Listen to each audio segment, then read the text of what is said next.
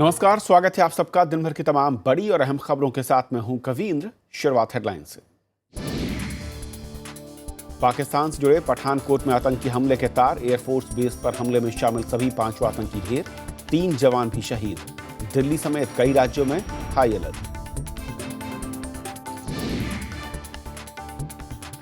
रक्षा मंत्रालय के पास पहले से थी हमले की खुफिया खबर। एनएसए, सेना और खुफिया प्रमुख के साथ रक्षा मंत्री की उच्च स्तरीय बैठक। विपक्ष ने सरकार की पाकिस्तान नीति पर उठाए सवाल। दिल्ली में ऑड इवन फार्मूले का दूसरा दिन। सड़कों पर दौड़ी सब नंबर की कारें। आंकड़ों के मुताबिक पहले दिन वायु प्रदूषण में आई कुछ कमी। आतंकवाद के खिलाफ रूस में बना बेहद सख्त कानून। महिलाओं और बच्चों को भी गोली का निशाना बना सकेंगे सुरक्षा बल। आईएस के खतरे के मद्देनजर राष्ट्रपति पुतिन का कड़ा फैसला। सऊदी अरब में आतंकी गतिविधियों में शामिल 47 को मिली मौत। शिया धर्मगुरु शेख अल निम्र को दी गई फांसी। ईरान के साथ मानवाधिकार कार्यकर्ताओं का तीखा विरोध। और आइए देखते हैं पहली खबर।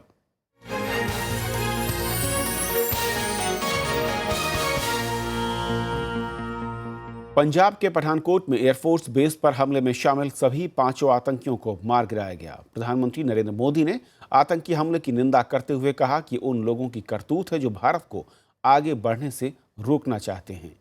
खुफिया सूत्रों के मुताबिक जैश ए मोहम्मद ने सरहद पार से इस आतंकी हमले को अंजाम दिया है। उधर पाकिस्तान ने भी पठानकोट में आतंकी हमले की निंदा की है। पंजाब में गुरदासपुर के बाद अब पठानकोट पर आतंकी हमला किया गया। आतंकी सेना की वर्दी में शनिवार तड़के करीब 3 बजे एयरफोर्स बेस में घुसे थे। माना जा रहा है कि आतंकी एयरफोर्स बेस में मौजूद मिग जैसे विमानों को तबाह करके बड़ा नुकसान करना चाहते थे, लेकिन बेस पर चौकसी के चलते उनके मंसूबे कामयाब नहीं हो पाए। कई घंटों तक चली मुठभेड़ में सभी 5 आतंकी मारे गए, जबकि एयरफोर्स के 2 जवान भी शहीद हो गए। बाद में ऑपरेशन के दौरान सेना का 1 गरुड़ कमांडो भी आतंकियों की गोली का शिकार हो गया। गृह मंत्री राजनाथ सिंह ने कहा है कि आतंकी हमलों का मुंहतोड़ जवाब दिया जाएगा। पाकिस्तान हमारा पड़ोसी देश है। हम चाहते हैं पाकिस्तान ही नहीं बल्कि सभी पड़ोसी देशों के साथ हमारे अच्छे रिश्ते होने चाहिए। हम शांति भी चाहते हैं, लेकिन भारत के ऊपर यदि किसी प्रकार का टेररिस्ट अटैक होगा तो हम उसका मुंहतोड़ जवाब भी देंगे।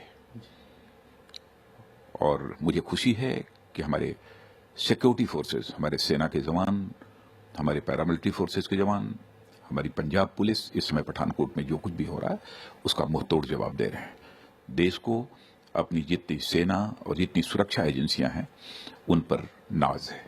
गृह मंत्री के मुताबिक हमले की आशंका पहले ही जताई जा रही थी। खुफिया विभाग ने आतंकियों की बातचीत को भी पकड़ने की बात कही है, जिससे आतंकियों के पाकिस्तानी होने का अंदेशा मजबूत होता है। दरअसल ये इलाका पाकिस्तान की सीमा से नजदीक है और अंदेशा है कि वहीं से ये आतंकी घुसपैठ करके यहाँ पहुंचे। इससे पहले शुक्रवार को सेना की वर्दी पहने कुछ सशस्त्र लोगों ने पंजाब पुलिस के एक एसपी की कार के साथ अपहरण कर लिया था। इस घटना के बाद से ही हाई अलर्ट घोषित था। टाइमली अलर्ट हो गया था। हो सकता है अगर टाइमली अलर्ट ना होता तो ज्यादा नुकसान होगा। 6 महीने पहले पंजाब के गुरदासपुर के हीरानगर पुलिस थाने में भी आतंकी हमला हुआ था। इसमें एक डीएसपी समेत 7 लोगों की मौत हो गई थी। गृह मंत्रालय के मुताबिक हमले के पीछे पाकिस्तान के आतंकी संगठन जैश ए मोहम्मद का हाथ हो सकता है। पाकिस्तान सरकार ने भी पठानकोट में हुए आतंकी हमले की निंदा की है। Bureau report, Rajya Sabha TV. रक्षा मंत्रालय ने कहा है कि पठानकोट एयरबेस पर संभावित हमले की खुफिया जानकारी थी और इससे निपटने के लिए वायुसेना ने कई स्तरों पर तैयारी कर रखी थी। हमले के बाद कई शहरों में सुरक्षा और कड़ी कर दी गई है। दिल्ली में हुई उच्च स्तरीय बैठक में रक्षा मंत्री मनोहर पर्रिकर, तीनों सेनाओं के प्रमुख और राष्ट्रीय सुरक्षा सलाहकार शामिल हुए। बैठक में रक्षा प्रतिष्ठानों पर सुरक्षा स्थिति का जायजा लिया गया। रक्षा मंत्रालय ने बयान में कहा कि वायुसेना ने आतंकवादियों से निपटने के लिए तत्काल कदम उठाए और हमला विफल कर दिया गया। प्रधानमंत्री नरेंद्र मोदी की लाहौर यात्रा को अभी 1 हफ्ता भी नहीं बीता और सीमा पार के आतंकियों ने पंजाब में एक और हमला कर दिया। लेकिन ऐसा पहली बार नहीं हो रहा है कि दोनों देशों के बीच बातचीत की प्रक्रिया को आगे बढ़ाने की कोशिशों के तुरंत बाद भारत की सरजमी पर आतंकी हमला हुआ हो। दरअसल भारत और पाकिस्तान में वार्ता के दौरान इस तरह के हमलों का इतिहास रहा है। 1999 में तत्कालीन प्रधानमंत्री अटल बिहारी वाजपेयी और नवाज शरीफ की लाहौर में मुलाकात के बाद कारगिल युद्ध शुरू हुआ था। 2001 में प्रधानमंत्री वाजपेयी और पाकिस्तान के राष्ट्रपति परवेज मुशर्रफ के बीच आगरा में वार्ता के बाद संसद पर हमला हुआ था। प्रधानमंत्री मनमोहन सिंह और राष्ट्रपति मुशर्रफ के बीच आतंकवाद निरोधक तंत्र पर वार्ता के कुछ महीने बाद फरवरी 2007 में समझौता एक्सप्रेस में धमाका हुआ। 2008 में दोनों देशों के बीच कई व्यापारिक रास्ते खुलने के बाद मुंबई में बड़ा हमला हुआ। उधर पाकिस्तान के विदेश मंत्रालय ने भी पठानकोट में आतंकी हमले की निंदा की। पाकिस्तान ने कहा कि वो भारत समेत दूसरे देशों के साथ मिलकर आतंकवाद को नेस्तनाबूद करने के लिए प्रतिबद्ध है। हालांकि भारतीय विदेश मंत्रालय भावी योजना को लेकर फिलहाल कुछ भी बोलने को तैयार नहीं है।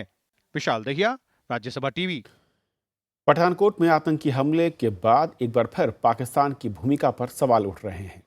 राजनीतिक दलों का मानना है कि आतंकवादी वारदातें पूरी तरह रोकने तक कोई भी बातचीत नहीं होनी चाहिए। दूसरी ओर जानकारी से भारत पाक दोस्ती के कदमों को पटरी से उतारने की साजिश के तौर पर देखते हैं। पठानकोट में वायुसेना शिविर पर हमले में राजनीतिक दलों ने मिलीजुली प्रतिक्रिया दी है। कांग्रेस का कहना है कि सीमाई इलाकों में ऐसे हमले से गंभीर सवाल खड़े हुए हैं। पाकिस्तान की सरकार से आदरणीय मोदी जी को ये मामला टेकअप करना चाहिए। मोदी जी हाल में ही पाकिस्तान होकर आए हैं, उसके बाद भी पाकिस्तान से आए उग्रवादियों द्वारा इतना बड़ा आतंकी हमला हमारे फॉरवर्ड एयर बेस पर अपने आप में गहन चिंता का विषय है। नेशनल कॉन्फ्रेंस ने पठानकोट हमले के बावजूद भारत पाक वार्ता जारी रखने की हिमायत की है। पार्टी नेता उमर अब्दुल्ला ने कहा कि बीजेपी को ये मांग छोड़ देनी चाहिए कि वार्ता और आतंकवाद साथ साथ नहीं चल सकते। वाम दलों ने जांच कर तथ्य सामने रखने की मांग की है। इसकी पूरी की पूरी जांच और असलियत को गृह मंत्री को बताना चाहिए पूरे देश को, और उसके आधार पर सरकार को भी बताना चाहिए इसके बाद किस तरीके से हम आगे बढ़ने वाले हैं, तभी तो वो कॉन्फिडेंस बिल्ड होगी। शिवसेना ने पाकिस्तान के साथ बातचीत जारी रखने पर सवाल उठाए हैं। टॉक जो चल रहा है पाकिस्तान के साथ, वो जनता के सामने खुली होनी चाहिए। पाकिस्तान के इस प्रकार के जो टेररिज्म के ग्रुप है, उनको उन्हीं के भाषा में जवाब देने की जरूरत है। सुरक्षा जानकारों का भी मानना है कि भारत पाकिस्तान शांति वार्ता खत्म करने की ये पहली कोशिश है। ये मोदी जी नवाज शरीफ साहब को मिल के आए थे, तो पाकिस्तान के कुछ जो वायलेंट मेंबर हैं, जो लड़ाई चाहते हैं, वो इससे खुश नहीं थे। तो ये प्रोबेबली उसी को डिरेल करने की कोशिश का एक पहला कदम है। करेक्ट स्टेप ये है कि बॉर्डर के इतने पास में जब एरिया में होता है तो वहां सिविल एडमिनिस्ट्रेशन का कोई मतलब नहीं है, वहां सिर्फ मिलिट्री एडमिनिस्ट्रेशन होनी चाहिए। ये बात सुनने में बहुत भारी लगती है, बड़ी कड़वी लगती है, पर सच है। पठानकोट में हमला ऐसे वक्त हुआ है जब प्रधानमंत्री नरेंद्र मोदी ने 25 दिसंबर को पाकिस्तान की अचानक यात्रा की थी। दोनों देशों के बीच इस महीने विदेश सचिव स्तर की वार्ता भी प्रस्तावित है। Bureau report, Rajya Sabha TV. Pathankot में हुए आतंकी हमले के मद्देनजर भारत पाक रिश्तों पर बातचीत करने के लिए हमारे साथ खास मेहमान हैं विवेक काजू साहब, पूर्व राजनयिक हैं। विवेक जी, बहुत बहुत स्वागत है आपका हमारे साथ इस चर्चा में जुड़ने के लिए। सबसे पहले तो मैं समझना चाहूँगा कि जिसकी आप आशंका कई दिन पहले भी व्यक्त कर चुके थे कि जब मोदी साहब पाकिस्तान गए थे, कि हमेशा इस तरह की जब यात्राएं होती हैं उसके बाद कहीं ना कहीं आतंकी हमले का खतरा बढ़ जाता है, और वो आशंका सच साबित हुई। लेकिन सवाल ये है कि अब आगे रास्ता क्या इस तरह की घटनाओं के बाद हमें रिश्तों को वापस एक बार समझना पर रखना होगा, या फिर कुछ लोग जो कह रहे हैं कि इसके जरिए भी या इसकी इन घटनाओं के बाद भी हमें आगे बढ़ते रहना चाहिए ताकि आतंकियों के मंसूबे कामयाब ना हो। देखिए, मेरा मानना यह है कि हमें पहले पाकिस्तान का स्वभाव समझना है, और अगर हम उस स्वभाव से अपनी आंखें फेर देते हैं तो हमेशा गलतियां करते हैं। नवाज शरीफ चाहें कि भारत के साथ अच्छे रिश्ते हों तो उससे क्या होता है। पाकिस्तान की जो भारत नीति है उसकी बागडोर तो उनकी सेना के हाथ में। क्या सेना ये चाहती? अगर हमारा ये समझना कि सेना यही चाहती है, उसका हमें जवाब मिल गया। क्योंकि मैं नहीं समझता कि इस तरह कोई भी पाकिस्तानी आतंकी गुट, चाहे जैश हो या लश्कर हो, ऐसी कार्रवाई का, ऐसे हमले का, आतंकी हमले का, वो पठानकोट में, वो भी एयरबेस पर अंजाम दे सकता था पाकिस्तानी सेना की सहायता या उनकी मंजूरी के बगैर। तो इसको हमें कभी नज़रअंदाज नहीं करना चाहिए। हम ये भ्रम में नहीं रहें कि पाकिस्तानी सेना भी चाहती है कि भारत के साथ अच्छे रिश्ते हों, कि एक ऐतिहासिक फेरोबदल हो जाए रिश्तों में, जैसे कि प्रधानमंत्री जी की सोच है। प्रधानमंत्री जी की सोच बहुत सही है और उच्च है, लेकिन अब एक ही तरफे से तो हालात नहीं बदलेंगे, तो हमें ये समझना है। दूसरी चीज रही कि क्या वार्ता हो सकती है ऐसे माहौल में। ये तो बीजेपी ने खुद ही कहा है कि गोली, जब तक गोली चलेगी तब तक बोली कैसे होगी। एक तो ये है। दूसरा मेरे मन में ये आता है कि हमारा जो केंद्र बिंदु होना चाहिए, हमारा जो फोकस होना चाहिए, वो आतंकवाद की समाप्ति पर होना चाहिए। अब हमें 25 साल से ज्यादा हो गए ये आतंकवाद चल रहा है, कब तक हम इसको बर्दाश्त करेंगे। तो हमें ये सोचना है कि हम वो सब साधन बतौर राष्ट्र के इकट्ठा करें और एक ऐसी नीति बनाएं जिसमें आतंकवाद की समाप्ति संभव हो। हमें बातचीत हो या ना हो, ये तो छोटी चीज है। इस पर हमें ज्यादा विचार करने की जरूरत नहीं है। तो क्या ऐसा लगता है विवेक जी कि जो चाहे फोकस जो है वो बातचीत पर हो जाता है और आतंकवाद का मसला कहीं उसके पीछे छिप सा जाता है? मुझे तो यही लगता है। कुछ लोग कहते हैं कि आतंकवाद की समाप्ति खाली बातचीत के जरिए हो सकती। अगर दूसरी साइड पाकिस्तान की सेना चाहती ही नहीं है कि आतंकवाद समाप्त हो, तो कैसे होगा? बातचीत आप जितना कर लीजिए उनसे। क्या नवाज शरीफ से बातचीत करके या पाकिस्तान के विदेश मंत्रालय से कोई वक्तव्य आ जाए जो आज हुआ है उसको क्रिटिसाइज करने, उसको कंडेम करना, उससे क्या होता है? शहीद तो हमारे जवान हुए हैं, उस पर हमें सोचना है। और ये तो अच्छा है कि हमारी वायुसेना और हमारी सेनाओं ने जो पहले से सूचना मिल गई थी कि हादसे को सीमित रख पाए, इस हादसे को हम विफल कर पाए और ज्यादा इसमें नुकसान नहीं हुआ। लेकिन ये सब पर अब घोर चिंतन की जरूरत है। तो विवेक जी, अब सवाल ये उठता है कि एक चुनी हुई सरकार क्योंकि पाकिस्तान में है और वहां के अगर आप हेड से हम बातचीत करते हैं, जो आपकी आशंका है, और सेना के साथ सीधी बातचीत हम कर नहीं सकते हैं जो एक प्रोटोकॉल है उसके तहत, तो फिर ऐसे में रास्ता सिर्फ ये बचता है कि हम आतंकवाद पर फोकस करते हुए उसको लेकर नीतियां तैयार करें और उसके लिहाज से बातचीत को मैं कहूं कि पीछे रखें। देखिए, विडंबना तो बहुत होती है।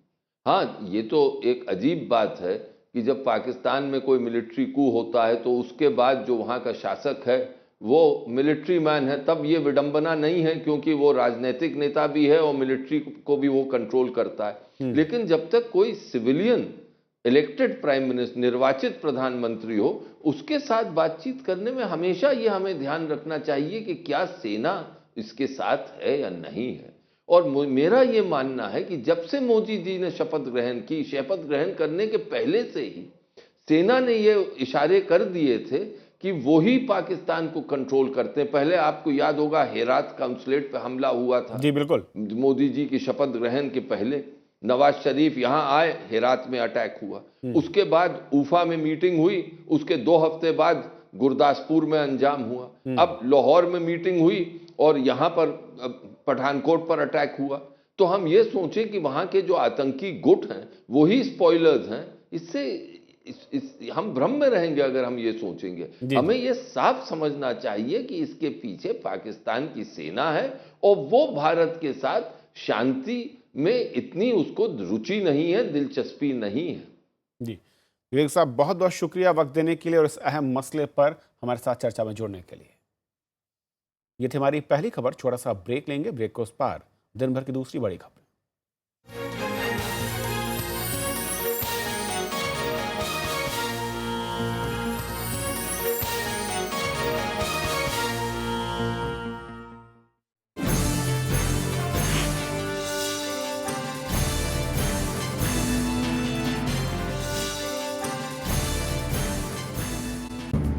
आजादी के बाद कैसे बदला परिवेश, कैसे बनी संसद, कैसे उठा देश। When the world sleeps, India will awake to life and freedom. कौन थे वो लोग जो दे गए हमको शानदार विरासत, लोकतंत्र की मजबूत इमारत। राज्यसभा टेलीविजन।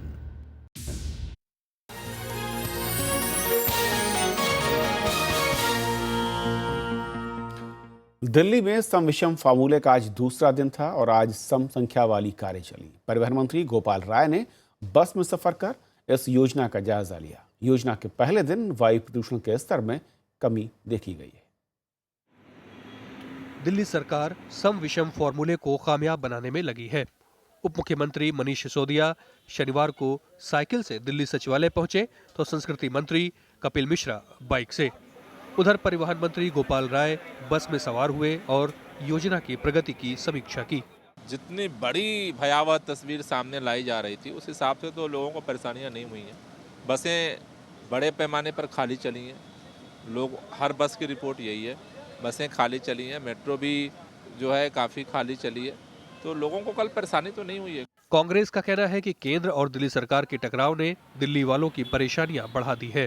पूरा वातावरण जो है वो प्रदूषित हुआ है राजनीतिक।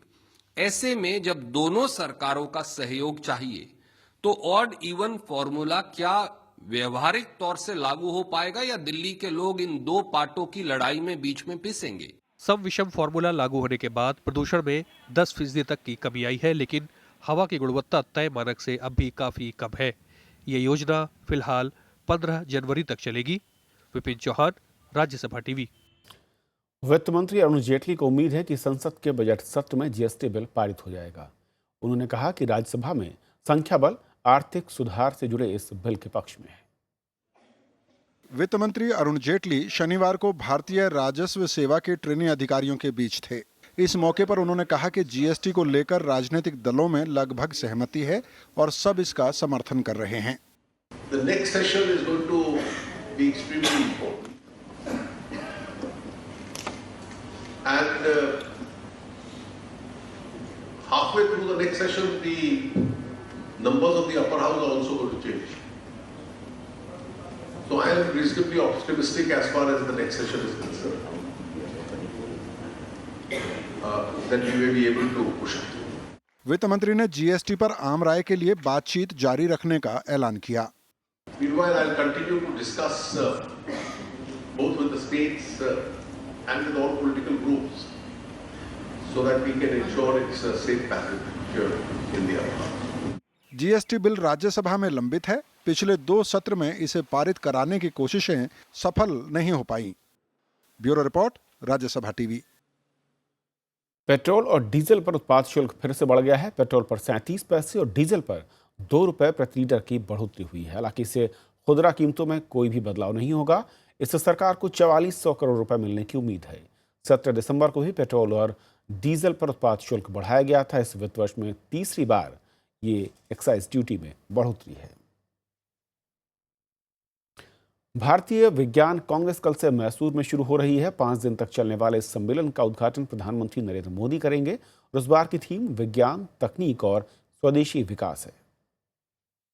मैसूर विश्वविद्यालय में रविवार को भारतीय विज्ञान कांग्रेस के 103वें सत्र का शुभारंभ होगा।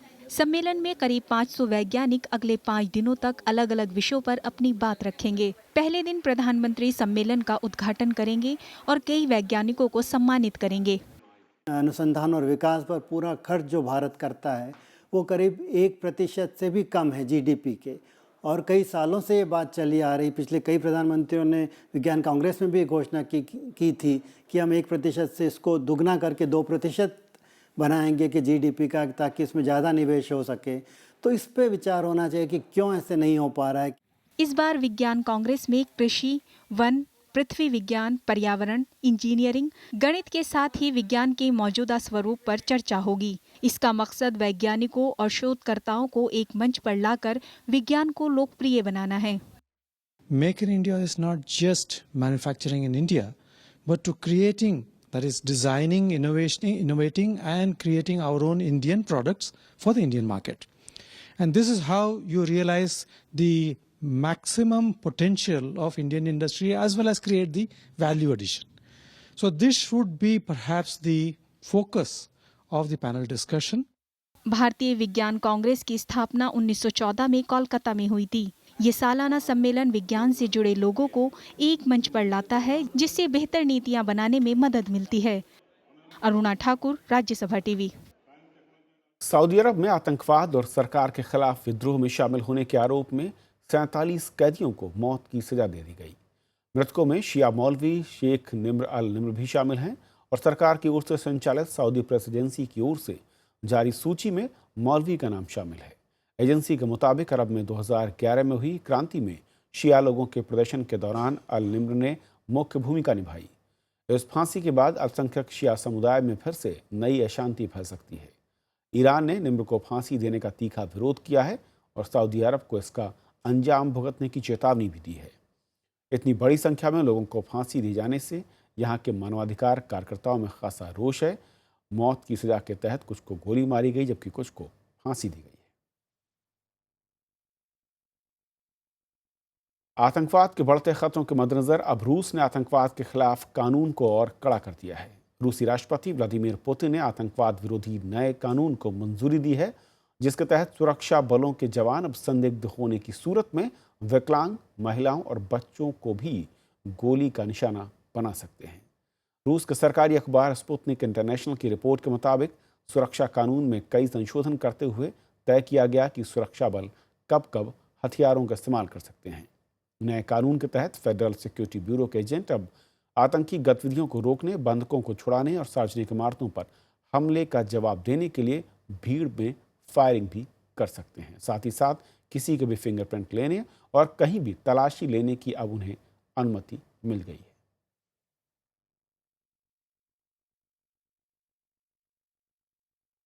और अब बात आपकी आवाज की।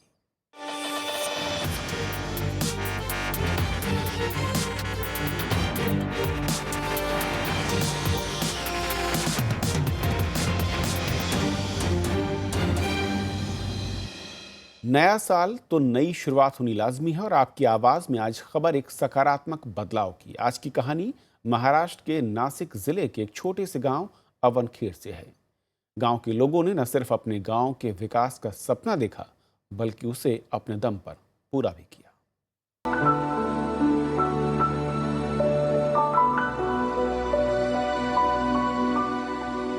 मेरा नाम स्वाति है, मैं अवनखेड़ से ही हूँ। एक्चुअली मैं इसी स्कूल में से पढ़ी हूँ जो आपको अभी दिख रहा है, बट ये स्कूल ऐसा था नहीं पहले। जिनके 2-3 क्लासेस होते थे एंड बच्चे भी काफ़ी कम होते थे, टीचर्स काफ़ी कम थे और ऐसा स्कूल बिल्कुल था नहीं पहले जैसा अभी आपको दिख रहा है। बट अभी के स्कूल में और पहले के स्कूल में काफ़ी बदलाव आ चुका है कि ये सब गाँव वालों की वजह से हुआ है। गाँव वाले बहुत अच्छे हैं जिन्होंने वो पूरे पैसे वैसे जमा करके ऐसी स्कूल खड़ी की है। अभी क्लासरूम ज़्यादा बनाए हैं, क्लासेस ज़्यादा बढ़ाए, जैसे 5th से 10th तक ये फ्रॉम 8 to 10th। सो काफ़ी बदलाव आया है एंड आई थिंक मैं इसी स्कूल में पढ़ी हूँ एंड इसी स्कूल से आगे गई हूँ। तब वो अच्छा नहीं था, फिर भी आई थिंक अगर आप चाहते हो तो आप कुछ भी कर सकते हो ज़िंदगी में, और मैं उनमें से एक हूँ। आई थिंक मैंने जर्मनी से मास्टर्स कंप्लीट किया है and I feel very proud to be a part of this village.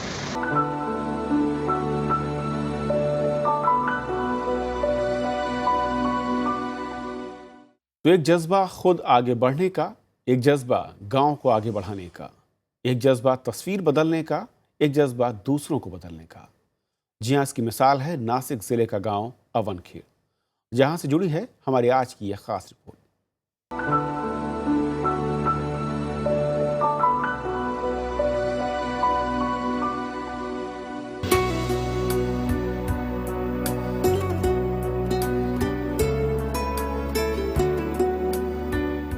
Swati ने अवनखेड़ से ही पढ़ाई की है और अपना दुनिया जहान का सफर शुरू किया।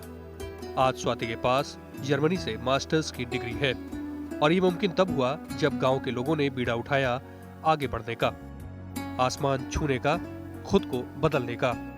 15 साल पहले गांव में किसी तरह की सुविधा नहीं थी। पहले हमारे गांव में कोई भी सुविधा नहीं थी। पीने के लिए पानी नहीं था, चलने के लिए अच्छे रास्ते नहीं थे, पीने के पानी बहुत लंबे से लाना पड़ता था, शौचालय की कोई भी सुविधा नहीं थी, शौचालय के लिए खेत में जाने पड़ता था। अभी हमारे गांव में बहुत सुविधा हो गई है और भी कुछ सुविधा बाकी है। ये इस गांव के सरपंच नरेंद्र जाधव हैं, जिन्होंने गांव की तस्वीर बदलने का सपना देखा और जुट गए इसे पूरा करने में, जिसके लिए उन्हें सिस्टम से उलझना भी पड़ा। जब मैं पहली बार सरपंच बना तो मैंने पहला ये निश्चय किया, मैं खुद एक भी पैसा गांव का खाऊंगा नहीं और किसको भी खाने भी नहीं दूंगा। गांव का पंचायत भवन किसी बड़े शहर में सरकारी दफ्तर की इमारत जैसा लगता है। चौड़ी सड़क, हरियाली, बिजली, पानी जैसी तमाम सुविधाएं आज इस गांव में मौजूद है। यही नहीं, गांव के लोगों ने बच्चों की शिक्षा का बीड़ा भी उठाया है। स्कूल के साथ ही गांव में बच्चों को कंप्यूटर शिक्षा भी दी जाती है। 15-20 साल के पहले पूरे गांव के लोगों ने पैसा इकट्ठा किया और 5 से 10 तक जो स्कूल है उसके लिए जो इमारत भी नहीं थी, कुछ भी नहीं था, तो उसके पूरे लोगों ने मिलकर मतलब आर्थिक योगदान दिया, कुछ श्रमदान भी किया। तो ऐसे 8-10 क्लासरूम बना के दिए। स्कूल के साथ ही खेती पर भी खास ध्यान दिया गया। यही वजह है कि आज यहाँ के किसान सक्षम है और व्यवस्थित तरीके से खेती करते हैं। गांव की सूरत बदलने का ये सफर आसान नहीं रहा। बदलाव की सोच को व्यवस्था से जद्दोजहद तो करनी पड़ी, लेकिन ये बदलाव एक मिसाल है। कौन कहता है आसमां में सुराग नहीं होता, एक पत्थर तो तबीयत से उछालो यारो। तो अगर आपके पास भी कोई ऐसी खबर या फिर जानकारी है या फिर कोई समस्या है तो आप भी अपनी रिपोर्ट हम भेज सकते हैं, बन सकते हैं सिटीजन रिपोर्टर आपके आवाज @rstv.nic.in पर।